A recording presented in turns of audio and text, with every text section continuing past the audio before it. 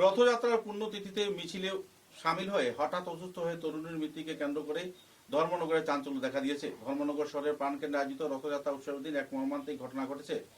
তিশা ভৌমিক নামের 19 বছর বয়সী এই তরুণী হঠাৎ করে হৃদরোগে আক্রান্ত হয়ে ঘটনাস্থলে মৃত্যুবরণ করে। ঘটনাকে কেন্দ্র করে ইসকন সহ অন্যান্য সংগঠন কর্মকর্তারা তীব্র দুঃখ ব্যক্ত করেন। হাসপাতালে পরিবার সদস্যরা সেই মৃতদেহ সংগ্রহ করেন এবং পরিবার সদস্যদের মধ্যে এই হঠাৎ করে মৃত্যুর ঘটনাকে কেন্দ্র করে বিষাদের ছায়া পরিলক্ষিত হচ্ছে।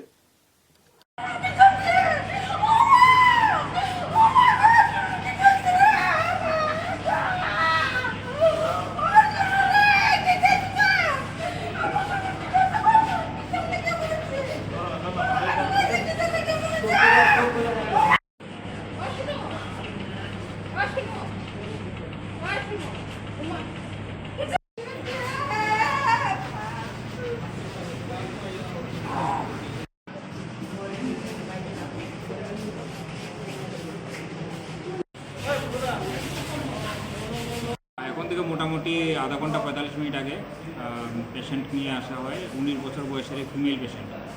তো ওনার সাথে যারা ছিলেন, উনি ইসকনের ছিলেন, ইসকনের সাথে যারা ছিলেন সাথীরা, ওনারা জানালেন যে ওরা ইসকনের রথে ওরা বেরিয়েছিলেন। তো মাঝখানে হঠাৎ করে উনি কলাপস করেন। কলাপস করার পরে এরপরে ওনার সেন্স ফিরেনি। তারপরে এখানে হসপিটালে নিয়ে আসা হয়। তো ওনাকে আসার পর আমরা ব্রড ডেড হিসেবে পাই।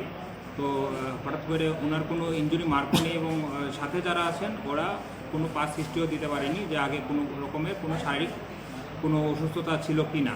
তো যেহেতু মৃত্যুর কারণ জানা যায়নি, আমরা এখন পুলিশ ইনফরমেশন দিয়েছি। একবার পোস্টমর্টমের পরে মৃত্যুর আসল কারণ জানা যায়। এখন ওনার মাকে ইনফর্ম করা হয়েছে, ওনার মা আসছেন। কি নাম ওনার? ওনার